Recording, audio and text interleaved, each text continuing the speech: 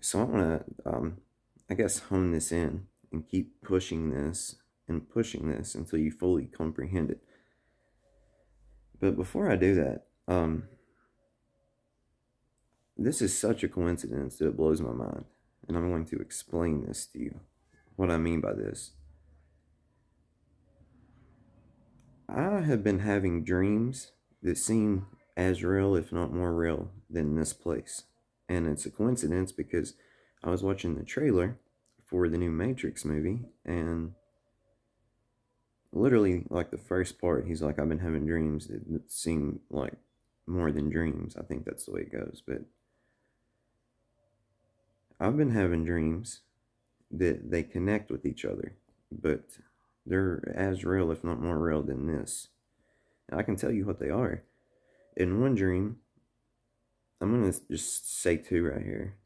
Well, I can tell you the third one too, but it's not as like I'll explain. The first dream I had that made me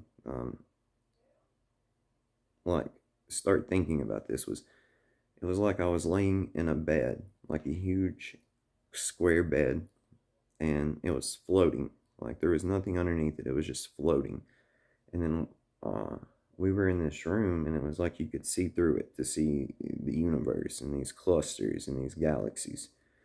And it was me and my wife, but it wasn't my wife. I don't know how to explain it to you. It was her, but it wasn't her. And she looked different, but she looked the same. Like her hair was more blonde. Her eyes looked like right here where mine are brown. They were white. And it was like we were just laying there talking.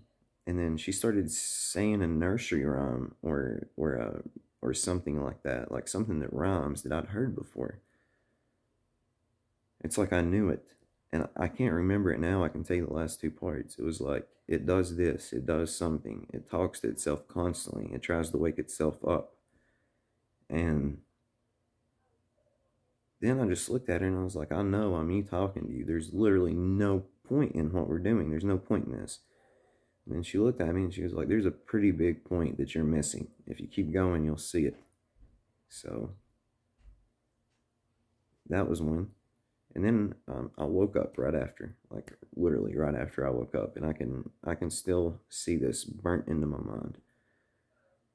And another dream I had, it was same premise. It was my wife, but it wasn't really my wife. And I was in this room talking to some people, and then she just shows up, and she was like, "You need to go home." And I was like, well, "I don't want to go home." And she said, "You're the son, right?" And I was just smirked at her and was like, "Yeah, I'm the son."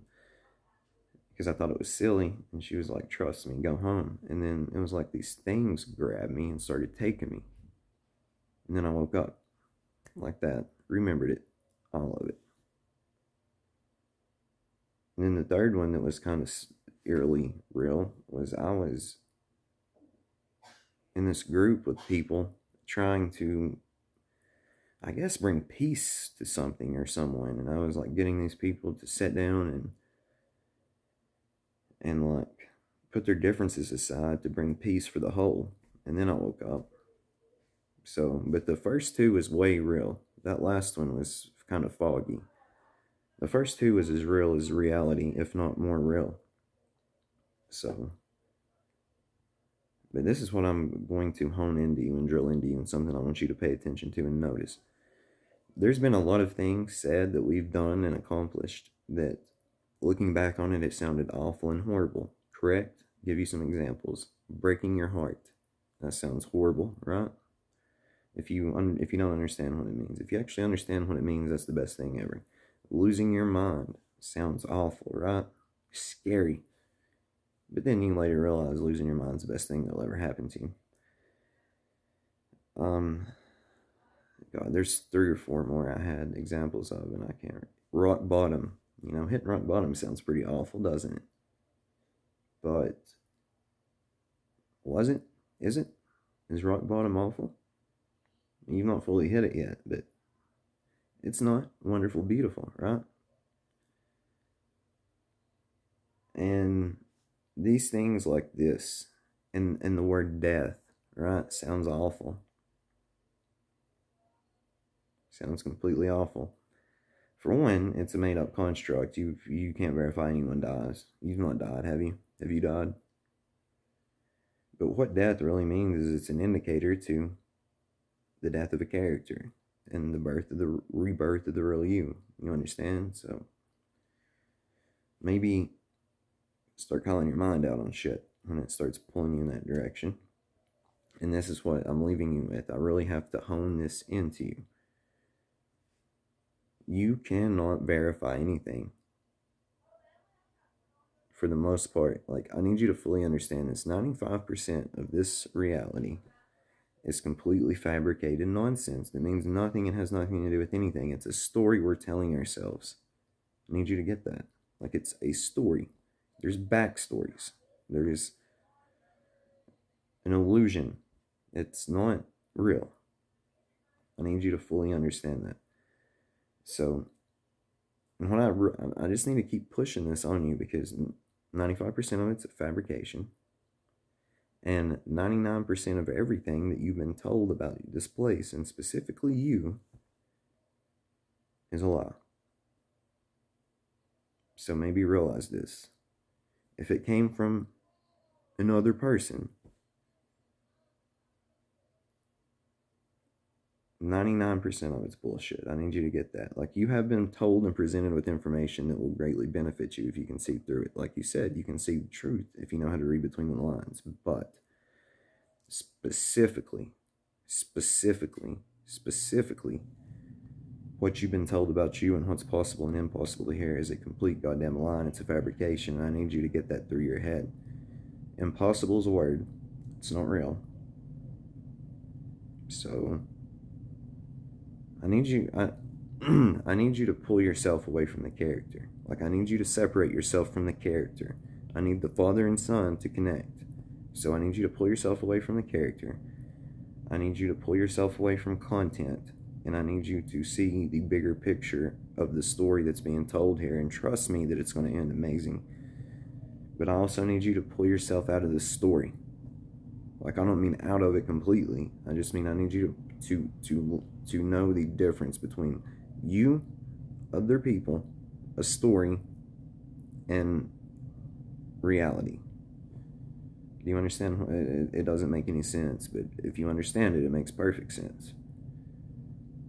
So don't confuse yourself with a character, and don't confuse truth with a story being presented to you. Okay? Like, I hope you understand what I'm really saying here. Like, I can explain this if you'd like, briefly. So, for an example, you are God. This is all your creation. This is in your mind. Your mind is projecting reality. However, the way the story is playing out and the way it's going to end, I don't want to ruin any surprises at all, but you can see it if you pay attention. People standing up against authority, good beating evil, light beating darkness, sovereignty and peace. Like, I need you to see this story. That's not the whole of the story. The story's a lot deeper than you understand at this point, but that's the overall premise. So that's the story to a movie that you are in, even though it's not a movie. See, it doesn't make any sense. So it's a game of form and the play of life. I mean, talking to you, so is everyone else. I love you. I love you. You're an amazing person. You really are amazing. Like, accept it in a minute already. Just accept it in a minute. Quit telling yourself stories. Quit trying to play a character. Work too hard to get you out of this shit show. You're about to wake up, brother. Enjoy the fucking show.